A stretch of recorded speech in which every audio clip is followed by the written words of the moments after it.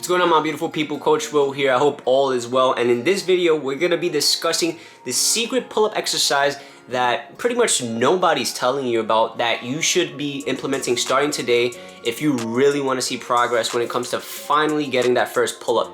With that being said, if you are new here, be sure to leave a like down below, comment down below on what you would like to see me do next, subscribe, turn on post notifications, and do the whole thing. And even if you aren't new here, be sure to show some love down below. It helps the channel grow so I can continue making content like this each and every single day. So with that being said, let's get straight into it. So when it comes to the pull-up, we have to understand that this is a movement that for most people, it's quite difficult. Why is this? Well, for starters, when it comes to the pull-up exercise, it requires you to pretty much pull your entire body weight over a bar and fully extend downward using the mechanisms of just your arms, of the vertical pull.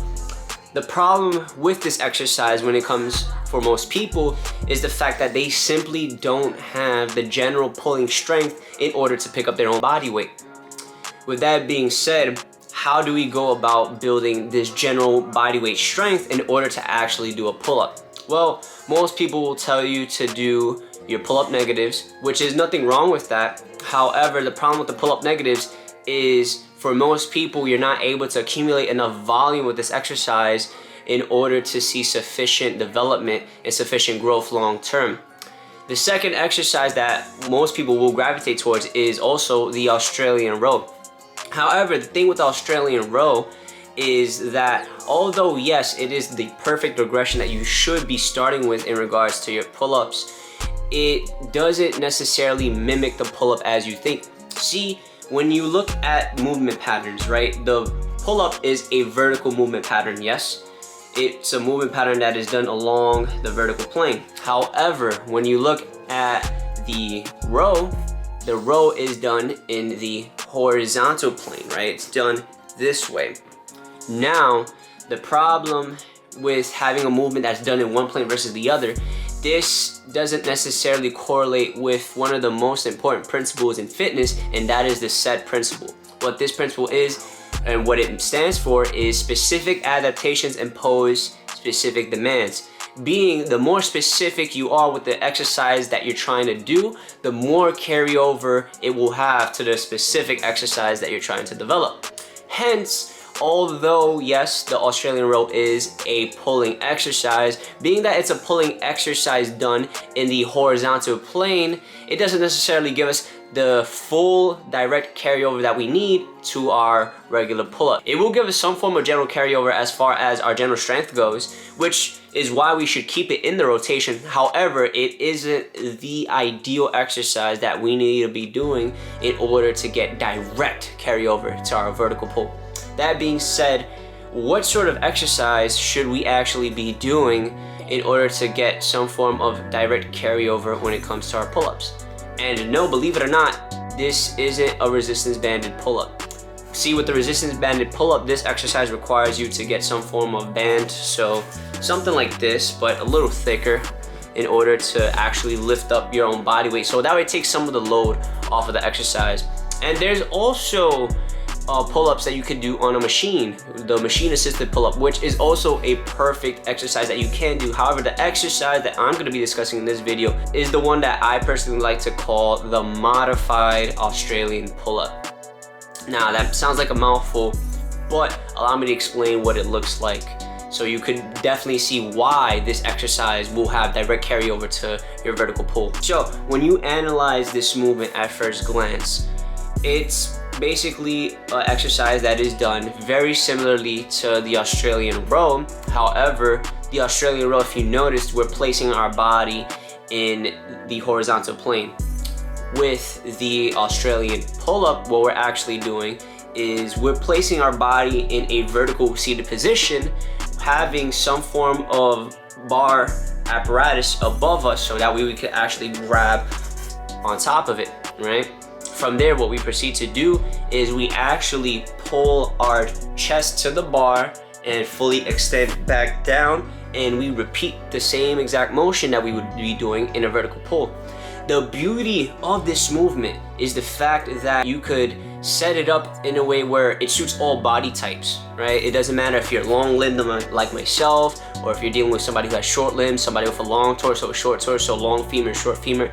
Anybody could get under a Smith machine and do this exercise. On top of that, the other beautiful thing about this exercise is you can actually use your legs as a self spot. So there isn't no like awkward thing you gotta do to like set your knees up on some pad like you would have to do in the machine assisted pull-up. You don't have to like figure out, oh, what weight do I have to use, and then embarrass yourself and drop yourself because you use too little weight, or you know, you pull yourself up too hard because you use too much weight. You make a big bang sound in the gym.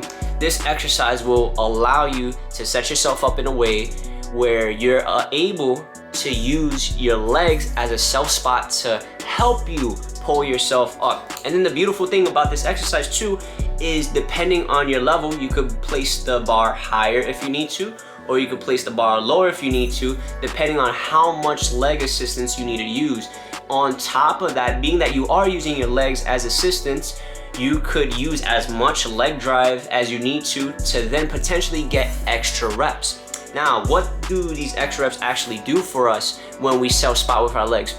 Well, first of all, if for whatever reason, let's say you're doing sets of 5 and then for some reason you just seem to not be able to get past that set of 5 with just using the standard form, well, you could then utilize a little bit of extra push from your lower body to help propel yourself upward even that little bit more to 1, produce more stimulus, 2, push past that barrier of failure, 3, accumulate more volume, and 4, with all of these in tangent, just make more gains in general, which in return will allow you to over time progress to finally getting that pull-up that you've always desired.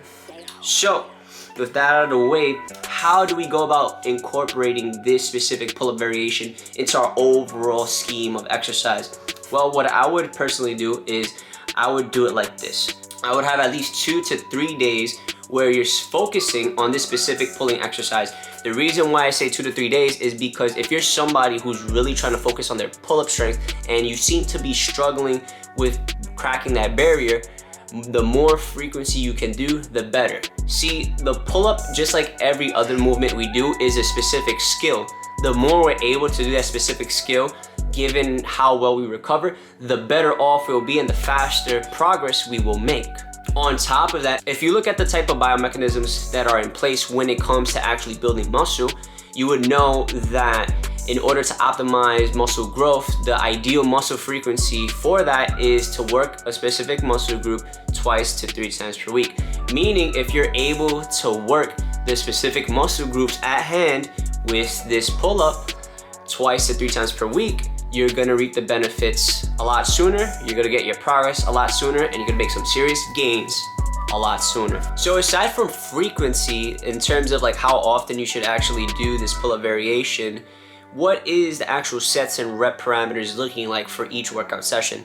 So I'll break it down to you in the case of if you're doing it 2 per week, and then I'll break it down in the case of if you're doing it 3 times per week. In the case that you're only doing it 2 per week, I would recommend doing anywhere between 4 to 5 sets of anywhere between 5 to 12 reps, depending on where you fall along with your current strength with the specific exercise.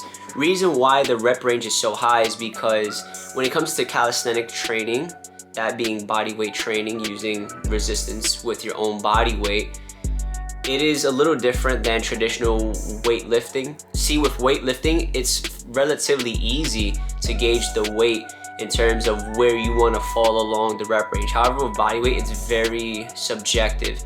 So some days you may feel a little bit heavier, some days you may feel a little lighter, and also depending on how your relative strength actually is, you may be more inclined to doing lower repetitions, focusing on that strength work first, and then over time you're gonna build more into that hypertrophy rep range with the higher reps and sets. Now, in the case in which you're doing it 3 times per week instead of doing 4 to 5 sets, I'd only recommend you do about 3 to 4 sets. Reason being is, since you already have so many days, the amount of total sets at the end of the week is gonna be a lot higher than if you were just to do it twice a week.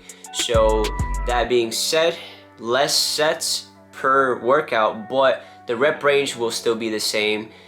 5 to 12 reps is usually the sweet spot for you. And that is a video, my beautiful people. So just a quick recap, the reason why we do the Australian pull-up in our overall pulling routine is because it is a specific pulling variation that exactly mimics the same motion that you do in a regular pull-up, thus helping you get more carryover from an easier movement to then help you progress on that more difficult movement. Secondly, we want to make sure that we keep a good frequency, this being how often you do it weekly. So anywhere between 2 to 3 times per week is ideal. One, because it'll help you address that specific skill, that being that specific movement. And two, it'll allow you to work the same muscle groups involved with that specific movement more often, thus causing more muscle growth because of the effects that more frequency has on muscle building within the body.